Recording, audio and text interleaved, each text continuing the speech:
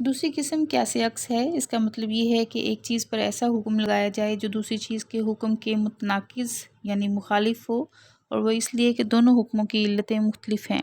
جیسے ہم یہ کہیں کہ دودھ اس لیے حلال ہے کہ اس میں شراب کا نشہ نہیں ہے۔ جب صرف قیاس کا لفظ استعمال کیا جائے تو وہ صرف قیاس تعرض ہی ہوگا۔ ارکان قیاس کچھ اس طرح سے ہیں جو کہ 4 ہیں: اصل، فرع، حکم اور علت۔ اصل یا نص جسے مقیس علیہ بھی کہتے ہیں، جس پر قیاس کیا جائے۔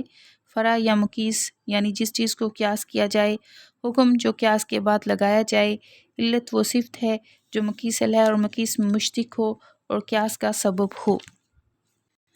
ارکان قیاس کو میں اس طرح سے سمجھاؤں گی کہ اصل یا نص مقیس علیہ ہے، یعنی پہلے سے حل شدہ مسئلہ جس پر موجودہ نئے مسئلہ کو حل کرنے کے لیے قیاس کیا جائے گا۔ اصل یا نص یا مقیس علیہ پہلے سے حل شدہ مسئلہ ہوتا ہے جس پر موجودہ نئے مسئلے کو حل کرنے کے لیے قیاس کیا جائے گا۔ فرع یا مقیس موجودہ مسئلہ جس کو قیاس کیا جائے گا، اور حکم جو قیاس کے بعد جو مسئلے پر قیاس کے بعد لگایا جاتا ہے۔ علت وہ وجہ ہے جو دونوں مسئلوں میں مشترکہ ہوگی اور قیاس کا سبب بنے گی۔ اس کو ہم شراب والی ہی مثال سے سمجھتے ہیں کہ شراب حرام ہے، اس کو ہم مقیس علیہ اصل یا نص کہیں گے، اور نشہ اس کی علت ہے، سبب ہے، وجہ ہے۔ اسی طرح ہیروئن یا افیون یا ہر وہ شے جو نشہ آور ہو حرام ہے، اس کو ہم مقیس یا فرع کہیں گے، اور حرام ہونا حکم ہے۔ بس پہلے سے حل شدہ مسئلہ جس پر موجودہ نئے مسئلے کو حل کرنے کے لیے قیاس کیا جائے گا، اور موجودہ نئے مسئلے کو حل کرنے کے لیے ہم یہ دیکھیں گے کہ پہلے حل شدہ مسئلے میں اور موجودہ نئے مسئلے کے درمیان مسئلے کی وجہ ایک ہی ہے۔ اگر ان دونوں کی وجہ ایک ہی ہوگی تو پہلے حل شدہ مسئلے کے حکم کو موجودہ نئے مسئلے کو حل کرنے کے لیے اس حکم کو اس پر لاگو کیا جائے گا۔ شرط یہ ہے کہ ان دونوں کے درمیان سبب ایک ہونا چاہیے۔ یہ قیاس ہے۔ صحت قیاس کی شرائط کچھ اس طرح سے ہے۔ قیاس کے درست اور صحیح ہونے کے لیے 6 شرائط بیان کی گئی ہیں۔ پہلی یہ ہے قیاس کسی نص یعنی واضح حکم کے مقابلہ میں نہ ہو۔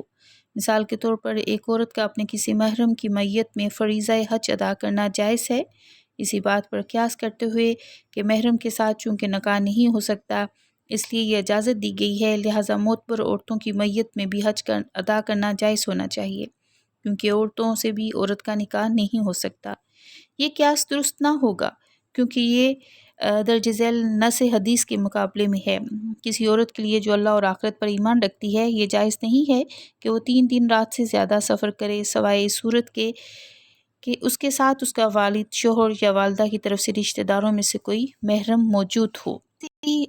نص یعنی واضح حکم کے مقابلہ میں نہیں ہونا چاہیے، ایسا قیاس ہی درست سمجھا جائے گا۔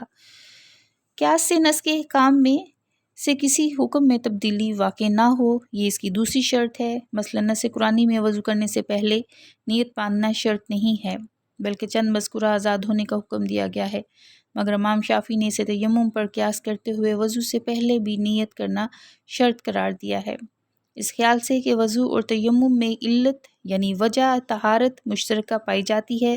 وضو سے بھی ہم طہارت حاصل کرتے ہیں اور تیمم سے بھی، اور طہارت حکمیہ، لیکن یہ قیاس باطل ہوگا کیونکہ اس سے نص میں تبدیلی لازم آتی ہے۔ قیاس ایسا نہ ہو جس سے حکم علت سمجھ میں نہ آ سکے۔ اس کی وضاحت کے لیے یہ مثال پیش کی جا سکتی ہے کہ نبیذ کھجوروں یا چھواروں کو پانی میں بھگو کر ان کے نچوڑے ہوئے پانی سے وضو کرنا جائز ہے۔ حدیث سے یہ بات ثابت ہے، حالانکہ اس کا رنگ، ذائقہ اور بو تینوں بنیادی اوصاف متغیر ہو جاتے ہیں، اس لیے خلاف قیاس ہے، لیکن حدیث کے اس حکم میں جواز کی جو علت ہے وہ مخفی ہے، علت کا ادراک نہیں ہو سکتا۔ اب اس پر قیاس کر کے کھجوروں سے ملتی جلتی اشیاء کے نچوڑے ہوئے پانی سے وضو کرنے کو جائز قرار دینا درست نہ ہوگا، کیونکہ یہ قیاس ایسے حکم پر مبنی ہے جس کی علت و سبب ماورائے ادراک ہے اور فہم سے بالاتر ہیں۔ قیاس ایسا نہ ہو جس سے حکم علت سمجھ میں نہ آ سکے۔ اصل مقیس علیہ کا حکم عام اور کسی خاص واقعہ کے ساتھ مخصوص نہ ہوگا۔ مثلا شریعت اسلامی میں گواہی کا نصاب 2 مرد یا 1 مرد اور 2 عورتیں ہیں، لیکن ایک روایت میں ہے کہ رسول کریم صلی اللہ علیہ وآلہ وسلم نے اکیلے خزیمہ بن ثابت انصاری کی گواہی کو 2 مردوں کی گواہی کے برابر تصور فرمایا۔